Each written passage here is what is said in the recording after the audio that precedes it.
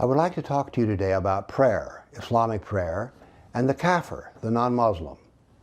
So you may be a non-Muslim, but you play a part in the prayer of Muslims every day, and I thought it might be interesting for you to understand this. Muslims pray 5 times a day, and it's one of the 5 pillars of Islam. Their prayers are usually done in Arabic, but I've had these translated, and so I thought it might be interesting for you to hear how you, as a kafir, play a part in Islamic prayer. The first prayer: O Allah, we ask you for help and seek your forgiveness, and we believe in you and have trust in you. And we praise you in the best way, and we thank you and we're not ungrateful to you, and we forsake and turn away from the kafirs.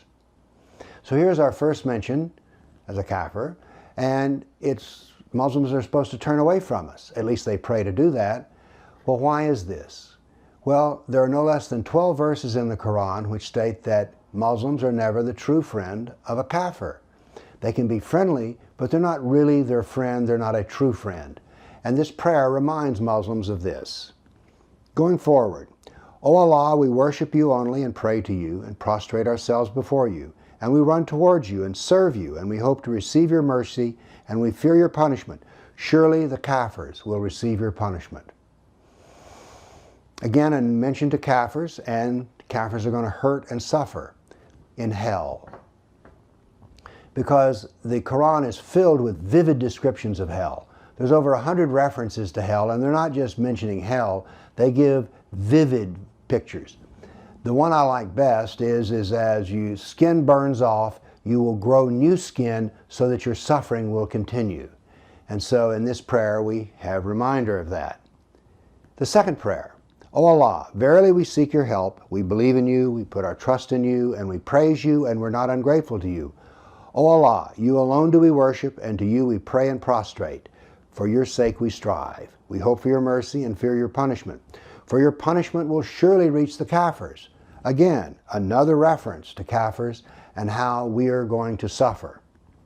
But it goes forward and says this: O Allah, punish the kafirs of the people of the book who are preventing others from following your way.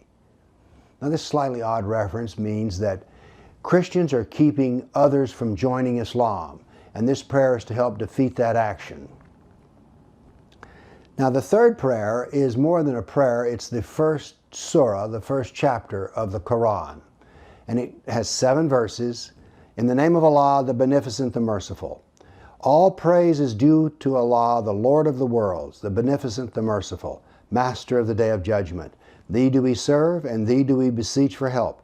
Keep us on the right path, the path of those upon whom Thou hast bestowed favors, not the path of those upon whom Thy wrath is brought down, nor those who go astray. Well, who is Allah angry with? Well, Allah is angry with the Jews. And who has gone astray? Well, these are the Christians. They're the people of the book who have gone astray. So here we have references in 3 prayers of the Muslims towards the non-Muslim, and they are all negative without exception. They all ask for suffering to be brought to them. Now this is not too much of a surprise perhaps, because the Quran is filled with suffering that's to be brought upon the kafir. Every mention of the kafir in the Quran, the Sirah, the Hadith, that is, the biography and traditions of Muhammad, are all negative and very harmful.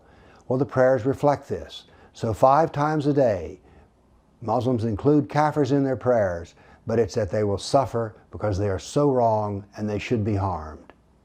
Thank you.